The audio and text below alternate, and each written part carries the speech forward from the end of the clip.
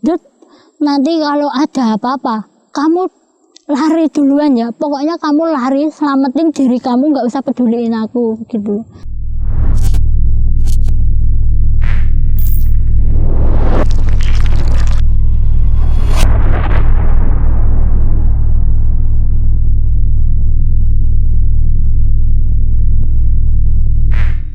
Assalamualaikum warahmatullahi wabarakatuh. Teman-teman, untung direkam. Pada kesempatan kali ini saya mendatangkan salah satu teman saya yang konon katanya punya cerita soal pendakian ke Argopuro. Ceritanya cukup seram karena bersama satu temannya naik berdua saja, tetapi harus ditemani oleh makhluk astral. Seperti apa ceritanya? Kita dengarkan langsung cerita Wahyu Subuh yang hari ini bertepatan memberikan kesempatannya bercerita kepada teman-teman untung direkam. Assalamualaikum warahmatullahi wabarakatuh. Waalaikumsalam warahmatullahi wabarakatuh. Gimana kabarnya? Baik, Kak. Ya, setelah kemarin kita sudah cerita soal pendakian Wahyu dengan 4 temannya ya, di 5 temannya. Iya. Di Gunung Lawu. Iya. Kesempatan kali ini akan menceritakan tentang pendakian di Gunung Argopuro. Ya, saya berdua sama teman saya diikuti Nona Belanda selama 4 hari. Gitu. Oke, sebelumnya jangan lupa klik tombol subscribe, like, dan juga komen di kolom komentar, dan sisipkan juga asal kota kalian. Mari kita dengarkan cerita Wahyu Subuh pendakian di Gunung Argopuro. Awal ceritanya bagaimana ini? Itu waktu tanggal 16 Februari 2020, teman saya dari Kalimantan itu ngajakin saya ke Gunung Argopuro. Dia minta ditemenin gitu, Kak. Nah, kita itu berangkat cuman berdua karena nggak ada teman lain kan. Kita itu berangkat berdua dari Madiun. Terus kita itu naik dari Baderan, niatnya itu mau lintas Baderan Bermi. Nah, itu tuh ya apa ya, perjalanan awal itu semua baik-baik aja, lancar aja gitu. Itu sampai di lokasi via apa? Via Baderan. Baderan ya. Iya. Terus? Nah, kayak para pendaki sebelumnya gitu kan, sebelum kita mendaki kita itu terlebih dahulu kan harus ada persiapan, terus gitu kan ya, kita ngurus izin pendakian dulu. Habis itu kita langsung jalan. Nah, kita itu jalan hari pertama itu tuh cuman jalan itu sampai jam 12 siang, soalnya kita start jam 7, jam 12 itu udah hujan. Nah, jadi kondisi Februari itu hujan ya? Iya. Jadi mulai dari jam 7 sampai jam 12. Iya, jam 12 yang itu hujan. Kita itu akhirnya break di gubuknya petani sambil nunggu hujan reda. Ternyata nggak reda-reda, akhirnya kita tidur di situ. Sampai besoknya lagi kita baru lanjut jalan. Jadi itu hampir seharian ya di gubuk itu ya? Iya. Nah, kita jalan itu sampai pos 1 mata air 1 itu masih lancar-lancar aja, nggak ada halangan. Terus di atasnya mata air 1 itu mulai hujan. Nah, kita itu mau diriin tenda, itu tempatnya nggak memungkinkan kan, Kak? Ya, akhirnya kita lanjut sambil hujan-hujanan. Kita break itu jam 4 sore itu di Sabana 1. Itu tuh atasnya mata air 2 itu. Nah, di situ tuh kita ngebreak, terus bermalam di situ. Besoknya itu tuh ada kayak 3 orang petani jalan lewati kita. Pas kita itu mau packing, mau lanjut jalan lagi. Ya. Terus kalau kondisi itu temannya Wahyu gimana? Itu pertamanya dia itu nggak lihat. Kan saya nanya orang lewat itu kan, Bang, kok ada orang lewat, Bang, 3 gitu. Dia tuh keluar langsung, oh iya. Terus saya kan saya panggil, Pak, mau kemana gitu. Nah, 3 orang itu tuh yang jawab cuma 1, tapi mereka nggak nengok Kak, nggak nengok, nggak jawab tapi nggak nengok. Iya, nggak nengok, nggak berhenti juga. Mereka cuma jawabnya itu singkat, Cikasur gitu. Terus teman saya nanya, dari sini ke Cikasur berapa jam Pak?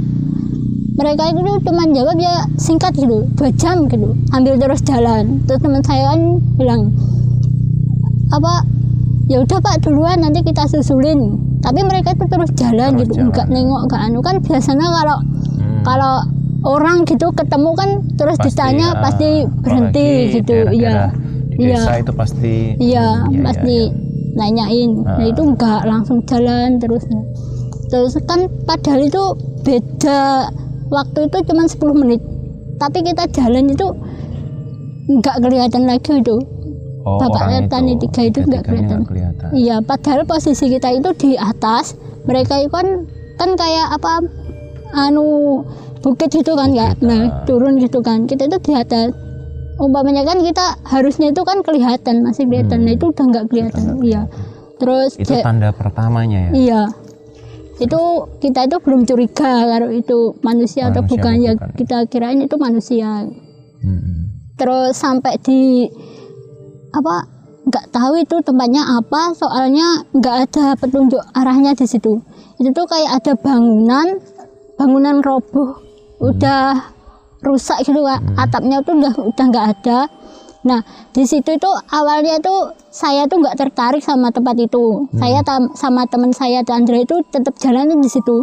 Pas deket sama bangunan roboh itu, saya tuh apa, tertarik sama bangunan itu, soalnya saya kayak pernah ngimpi berada di situ gitu. Iya, kayak apa, dejavu gitu. Iya.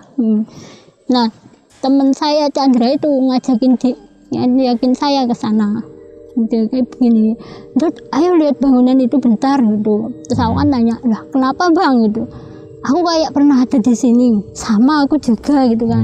Jadi terus, sama temennya juga merasa yang sama ya, iya, juga. Iya, katanya kan, lah itu saya itu mimpinya itu mimpi pernah ada di bangunan itu.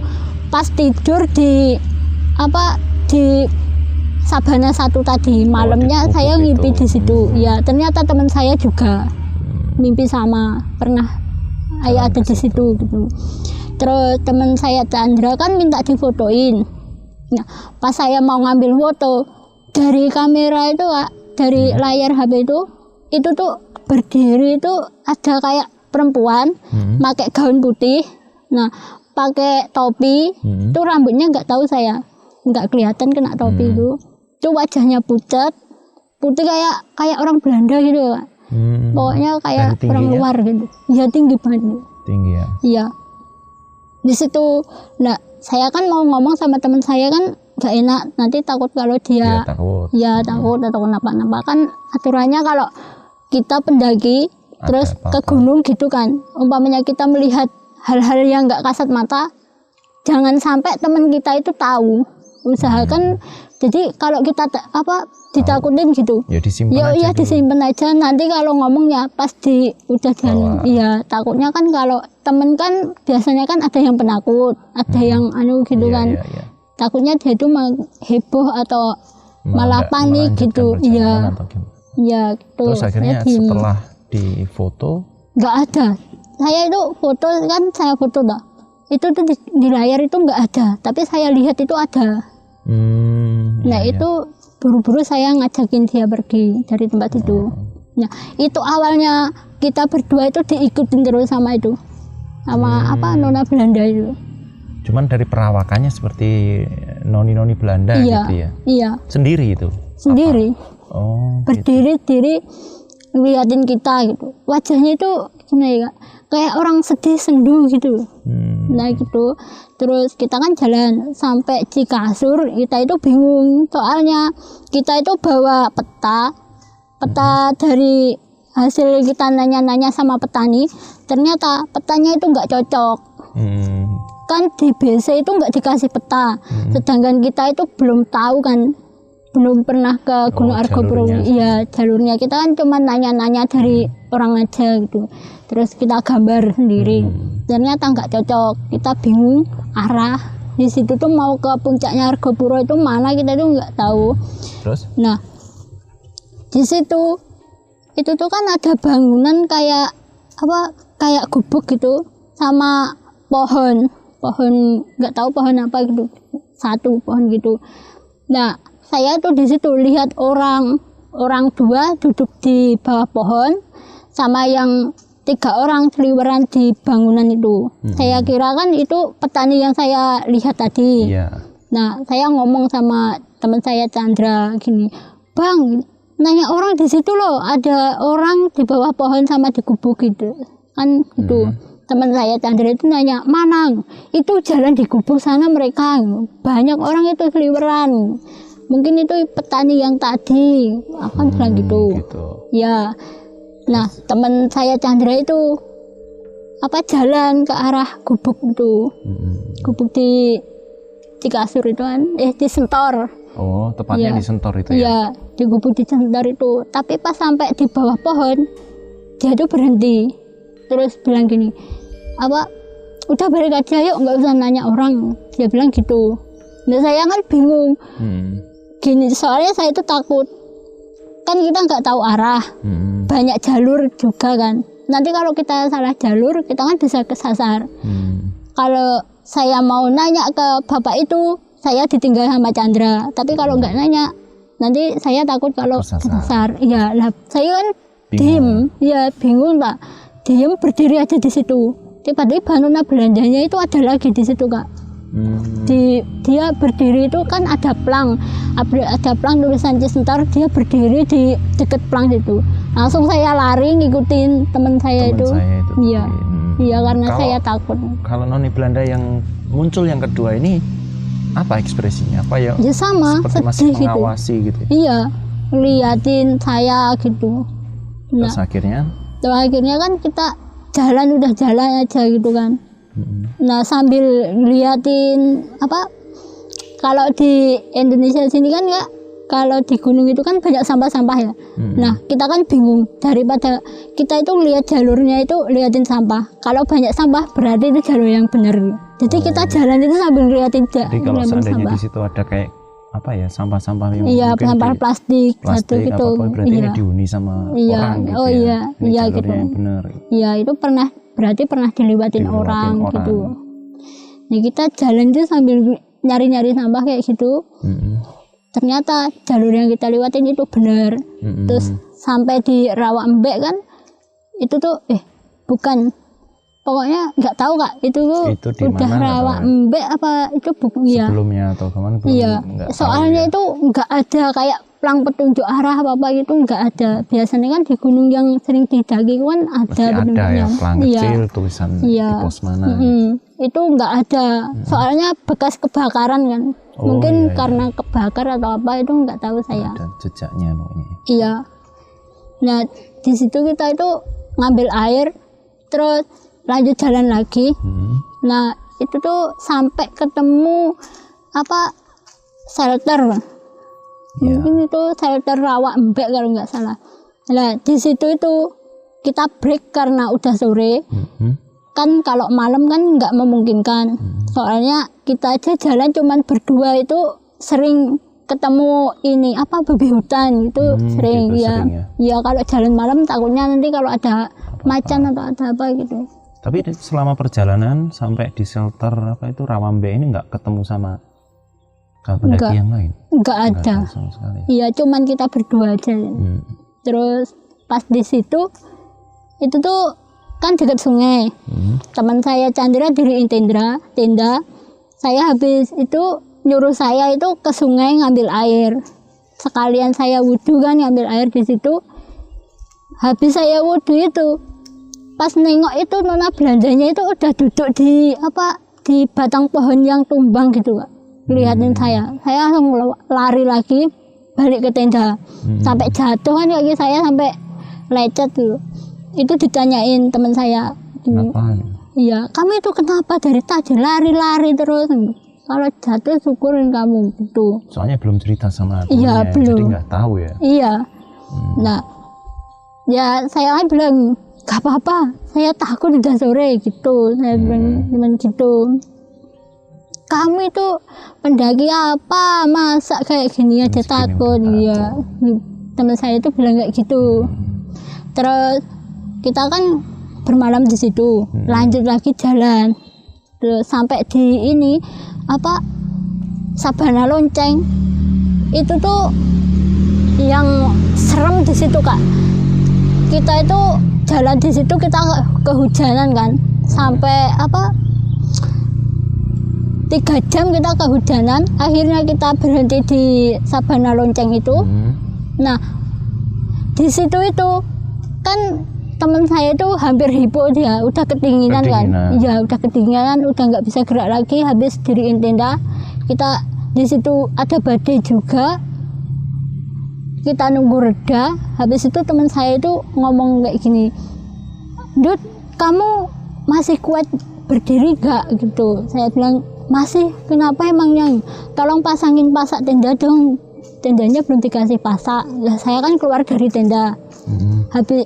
Habis masang pasak itu bagian samping sama belakang, sama bagian teras kan belum. Nah saya pas mau masang bagian teras itu, tiba-tiba itu ada kayak bau-bau wangi gitu loh Kak. Nah saya kan merinding, bulu kuduk saya tiba-tiba kok berdiri gitu. Saya langsung berdiri, nggak jongkok. Dari jongkok itu saya berdiri, ngeliatin di depan tenda saya itu kan ada batu besar. Nona belanjanya itu duduk di situ, ngeliatin saya hujan-hujanan itu duduk di situ. Posisi hujan padahal itu. Iya, hujan gerimis itu dia duduk di situ. Dan itu masih tadi noni-noni belanda. Iya masih tadi itu. Bergaun putih itu. Iya, itu sampai terus saya kan langsung lari, nggak jadi masang pasak yang bagian teras itu, nggak jadi, langsung masuk dulu. Nah itu tuh malamnya itu tuh kan masih hujan, terus badai juga, angin itu kenceng Kak. Kira-kira itu jam 8 malam itu tuh tiba-tiba itu ada suara bunyi lonceng, ting ting gitu. Pertama kali bunyi itu cuma sekali, ting, tapi panjang.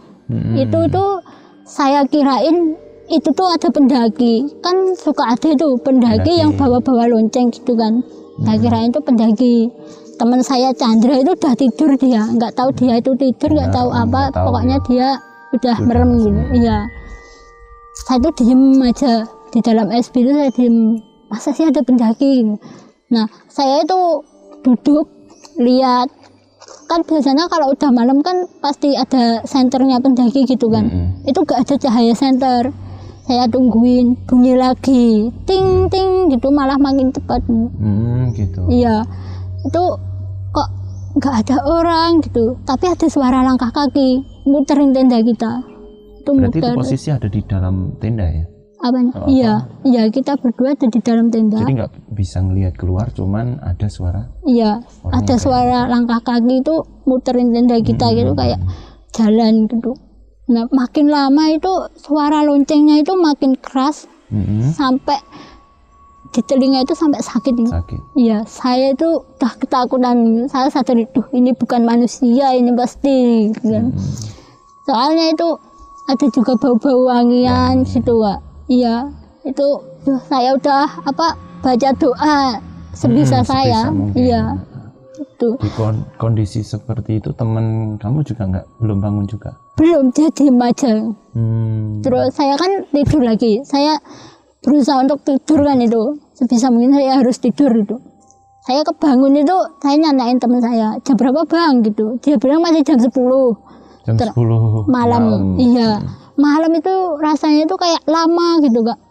Jadi hampir 3 kali saya bangun itu jam 10, terus jam 12, jam 3 gitu. Belum pagi-pagi gitu. Iya, enggak pagi-pagi gitu. Terus keesokan harinya itu kan kita mau ke puncak Rengganis. Nah, itu tuh teman saya itu masih di dalam tenda. Saya itu udah keluar. Itu pagi itu Nona Belanda itu ada di situ lagi, masih di situ. Iya. Di posisi yang sama Pak? Iya, di posisi yang sama. Oh, yang sama di situ. Iya. Ini kan karena baju kita kan basah habis kehujanan kan. Kita jemur baju dulu. Habis itu naik ke puncak Rengganis itu, terus turun. Nah, pas turun itu kan sepatu teman saya itu dijemur di sana sama HP. Itu dijemur di batu yang didudukin Nona Belanda itu tadi kan. Nah, itu pas kita balik itu udah nggak ada Nona Belandanya. Tapi pas saya mau ngambil HP sama sepatu itu tuh ada bapak-bapak kayak ya apa ya, penampilannya itu seperti petani gitu loh Kak. Nah itu tuh dia tuh jalan di temanku, saya kan nanya mau kemana Pak gitu, tapi dia diem aja, dia cuma jawab sana gitu, udah itu aja. Nah, saya kira kan petani yang kemarin gitu. Nah saya tawani, mari Pak ke tenda saya ngopi-ngopi dulu gitu, tapi dia nggak mau, nggak jawab, dia langsung jalan gitu. Iya. Terus lagi saya pas di tenda ngelipet SD, itu ada lagi bapak-bapak yang lewat, itu saya panggil dia, tapi bapak itu berhenti kan. Dia itu ya sama kayak petani tadi, tapi nggak pakai alas kaki, dia nyeker. Iya, padahal itu udara itu dingin nggak. Saya aja iya pakai kaos kaki itu dingin. Nah itu saya samperin, Pak mau kemana Pak? Dia bilang cuma mau ke sana gitu, tapi nggak nunjuk arah ke sana itu nggak nunjuk. Iya. Nah terus kan saya bilang, saya ajakin ke tenda. Niat saya kan bawa sepatu sama sendal. Niatnya sepatu saya mau saya kasihkan, sama kaos kaki yang kering itu mau saya kasihkan ke bapak itu.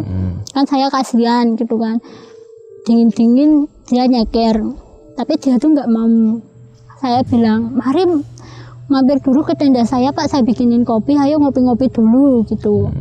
Dia nggak mau. Terus teman saya Chandra itu manggil saya gini, Dut sini, kamu itu jangan nawari kopi ke orang-orang gitu. Dia bilang, kopi kita itu dikit, nanti kalau kamu tawarin terus habis kita minum apa kamu gitu, sambil marah-marah gitu. Ya tahu nggak manggil orang lagi kan. Nah pas hari ketiga kita itu kan ke puncak Argopuro, udah sampai ke puncak. Baru ke puncak Argopuro turun ke puncak Hyang, langsung turun lagi. Nah di situ itu ada mata air Kak. Itu kita break kan, di situ duduk istirahat ya. Iya, itu tuh soalnya itu angin itu kenceng kan, tiba-tiba itu angin kenceng gitu di situ.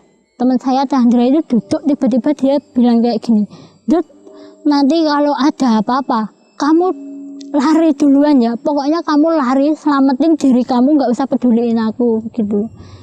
Pokoknya kamu yang penting kamu itu selamat gitu. Nah kan saya bingung nggak apa gitu ya. Iya, terus saya nanya, lah emangnya kenapa gitu. Terus dia itu baru cerita, dia bilang gini, tadi di puncak Hyang itu saya itu dengar suara aum harimau gitu. Terus kamu tahu kamu yang kita itu diikutin Nona Belanda gitu. Terus kan saya kaget, ternyata dia juga lihat, kirain saya aja yang lihat. Terus di mana, saya kan nanya gitu, saya masih pura-pura nggak lihat ya. Iya, di mana? Di tempat kemarin kamu ngambil foto aku, habis kamu ngambil foto itu tuh aku lihat di situ di pojokan bangunannya roboh itu ada Nona Belanda di situ. Habis itu ngikutin aku terus, ngikutin kita pokoknya. Terus pas di sungai, kita kan di dekat sungai itu. Aku sholat, pas sujud, aku berdiri, dia ada di depanku, dia bilang gitu. Terus aku baru berani cerita lah sama dia. Jadi aku itu juga, akhirnya bisa cerita berdua ya soal bertemu dengan sosok yang sama. Iya, Nona Belanda itu. Iya. Terus kan dia bilang, loh kok kamu nggak cerita sama aku? Ya aku takutnya Bang takut. Aku bilang, ya enggak lah gitu. Kalau kamu nggak cerita ya mana aku tahu gitu. Aku malah takut kalau kamu itu kenapa-napa gitu. Soalnya kamu nggak lihat, ternyata kamu juga lihat. Terus tadi itu yang kamu dari kemarin itu kamu bilang di Sentar itu ada orang di gubuk, itu nggak ada. Aku sama sekali nggak lihat ada orang. Dia bilang gitu. Yang tadi di gubuk sama di bawah pohon itu ya. itu nggak ada itu. Terus tadi kamu itu nawar-nawari kopi loh, itu kamu nggak ada, kamu ngomong sendiri, nggak ada lawan bicara. Dia bilang gitu. Jadi Padahal petani-petani yang nggak pakai iya, sandal itu sebenarnya juga nggak ada. Iya. Padahal saya itu ada ya, saya ngerasain di situ memang ada orangnya, saya tuh secara ngobrol perwujudan sama sama iya, ya, kayak kita iya, ya. iya. Oke. Nah, Terus kita kan setelah itu, langsung Chandra itu bilang gini, ya udah hari ini juga kita harus sampai ke desa, ke pemukiman, atau paling tidak kita sampai ke apa ya, danau taman hidup gitu. Soalnya itu kan kita kebanyakan ngecamp Kak. Jadi persediaan makanan kita itu juga sudah habis, sudah mepet. Iya, kita itu makan itu cuman sosis mentah sama apa gobis. Itu tinggal dikit, terus korek kita itu juga mati kena air hujan, pemantik juga nggak berfungsi. Iya, itu pemantik juga apa udah nggak tahu kenapa nggak fungsi kayak gitu. Jadi kita itu jalan aja terus sampai akhirnya ke tanpa istirahat iya, ya saat itu. iya tanpa istirahat. Itu kita akhirnya sampai ke danau taman hidup itu. Nah di situ itu ada 3 orang lagi mancing. Enggak, 1 orang pertamanya itu kita lihat 1 orang itu duduk di jembatan, dia kan membelakangi kita. Nah di situ itu nona belanjanya kan pertamanya udah nggak kelihatan lagi. Teman saya Chandra itu bilang gini, Dut, nona belanjanya kok nggak ngikutin kita ya? Aku jadi kangen gitu. Oh, ngomong kayak gitu. Iya. Terus saya kan jawab gini, paling dia capek ngikutin kita jalan mulu gitu. Nah kok tiba-tiba itu ada di depan kita. Dia tuh muncul di depan kita, duduk di batang pohon yang rubuh. Itu iya. juga. Terus kita kan lihat di situ ada orang tadi kan. Orang mancing itu. Iya. Teman saya Chandra itu berhenti, ada orang gitu.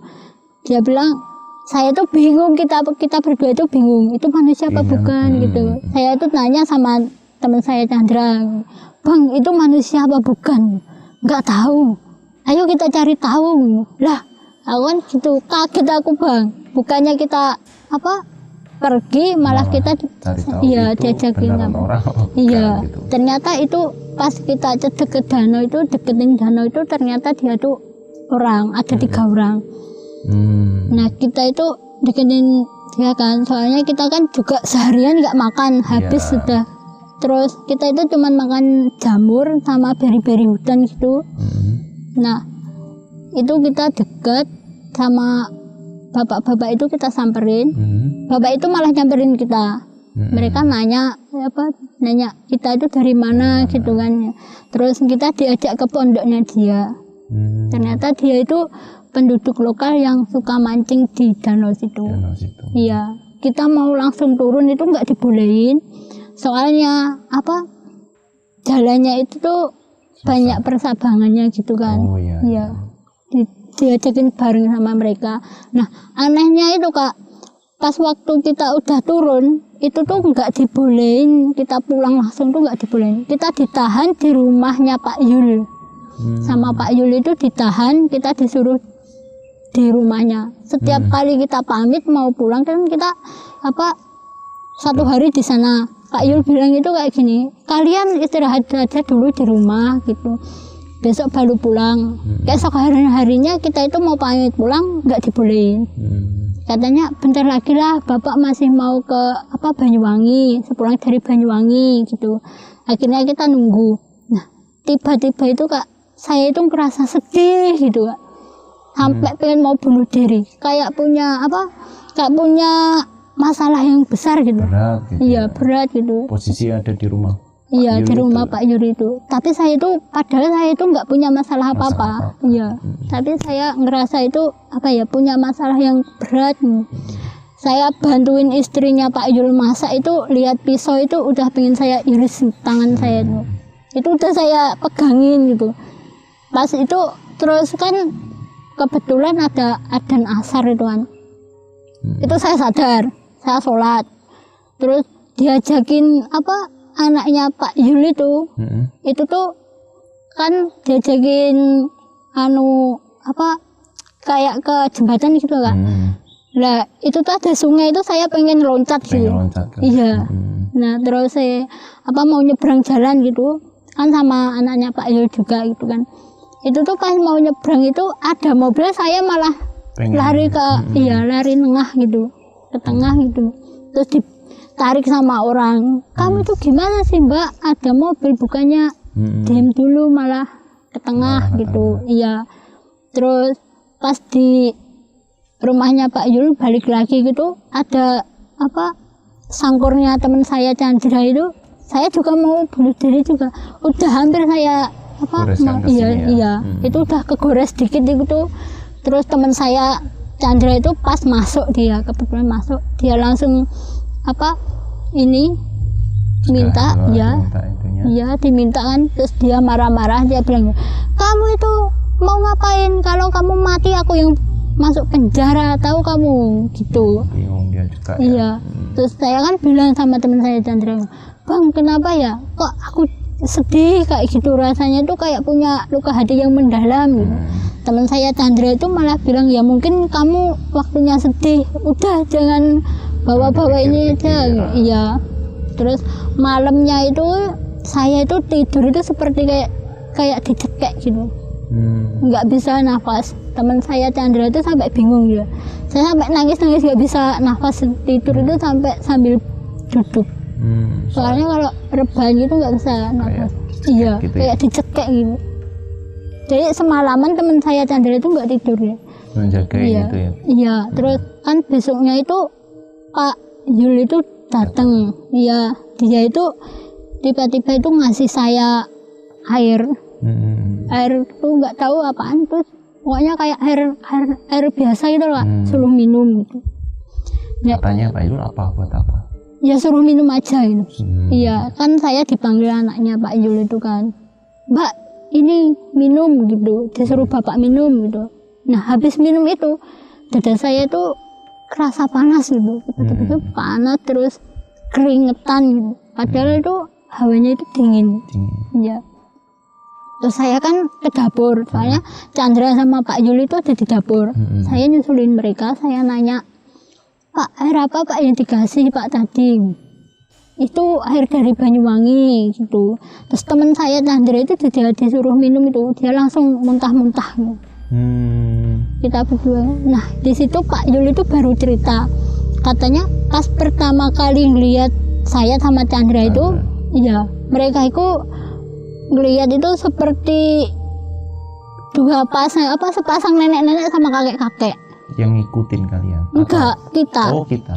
Iya, kita itu seperti kakek-kakek sama nenek-nenek. Lah kan Pak Yul, Pak Huda sama satu temennya lagi, mereka itu bingung, kok ada nenek-nenek naik gunung sama kakek-kakek gitu, kok kuat mereka gitu kan. Akhirnya kan disamperin, tapi pas mereka nyamperin kita, ternyata pas Pak Yul nyamperin kita itu ternyata kita kan masih muda gitu.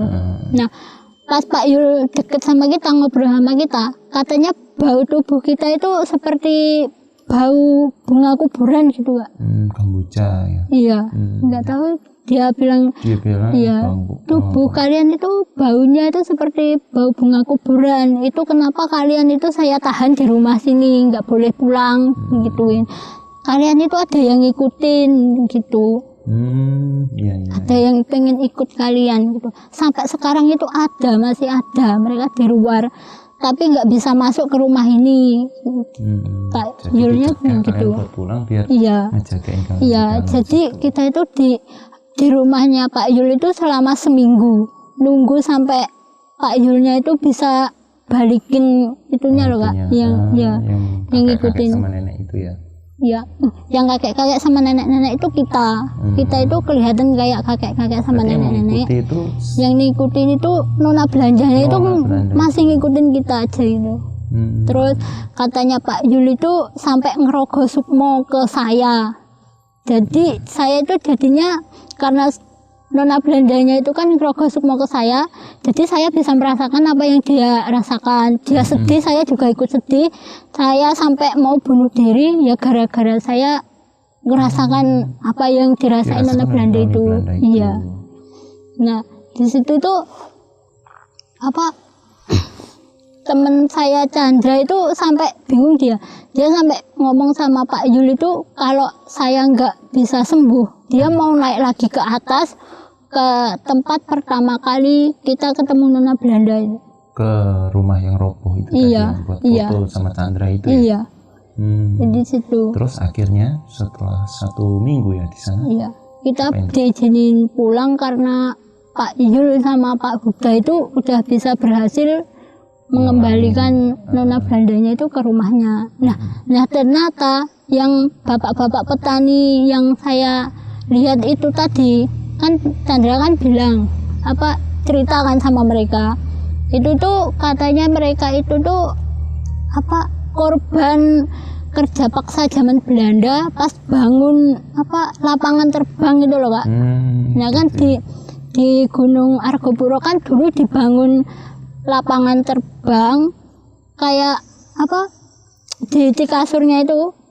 Nah itu tuh zaman Belanda dibangun kayak gitu kan. Karena di Gunung Argopuro itu banyak emasnya, jadi buat ngangkut emas, iya. Tapi belum sampai jadi kan itunya lapangannya itu sudah kalah dulu sama Jepang. Iya. Jadi petani-petani itu pekerja yang dipaksa sama Belanda buat bangun itu ya? Iya. Jadi kayak warga pribumi yang dipaksa gitu. Terus Pak Yul sama Pak Huda itu juga ngomong pas kita nginep di Danau Taman Hidup itu malamnya itu mereka itu melihat perempuan itu di tengah danau. Pak Huda itu melihat perempuan itu berdiri di tengah danau membelakangi Pak Huda yang lagi tidur itu. Katanya itu seumur-umur dia itu mancing di situ gak pernah ditakutin hantu baru kali ini. Iya. Terus selama kita ada di situ, saya sama Chandra ada di situ itu, mereka itu mancing itu cuma dapat 10 ekor. Biasanya itu mereka bilang itu biasanya itu lebih dari 100 ekor itu bisa didapat. Setiap harinya ya? Iya. Itu gak cuma dapat 10. Iya. Itu kalau yang membelakangi itu yang ada di tengah itu ya noni-noni Belanda itu atau wujud yang bukan lain? Wujud yang lain. Iya. Katanya Pak Huda itu tuh kayak Dewi itu loh Kak, penunggunya situ gitu. Ratunya yang di situ. Iya. Dewi Rengganis gitu katanya. Iya, Dewi Rengganis. Kan kayak Dewi Rengganis sendiri tuh katanya penunggunya situ. Yang ada di puncak Rengganis itu katanya itu keratonnya, tapi Danau Taman Hidup itu tempat mandinya Dewi Rengganis gitu. Oke, setelah itu akhirnya setelah 1 minggu di rumah Pak Mul, akhirnya kita diizinin pulang. Izinin pulang ya? Iya, setelah semua yang ngikut kita itu balik lagi ke gunung itu ya, Gunung Argopuro itu ya? Iya. Oke, terima kasih buat Wahyu Subuh yang udah cerita sama teman-teman. Untung direkam. Jangan lupa nantikan video kita yang lain. Jangan lupa komentar dan like video ini, subscribe channel. Semoga terus support Untung direkam. Dan terima kasih buat Wahyu Subuh yang udah cerita banyak. Cukup sekian dulu. Ya. Terima kasih atas ceritanya. Iya. Oke. Udah gitu saja. Terima kasih buat semuanya. Kita lanjut di video berikutnya. Assalamualaikum warahmatullahi wabarakatuh.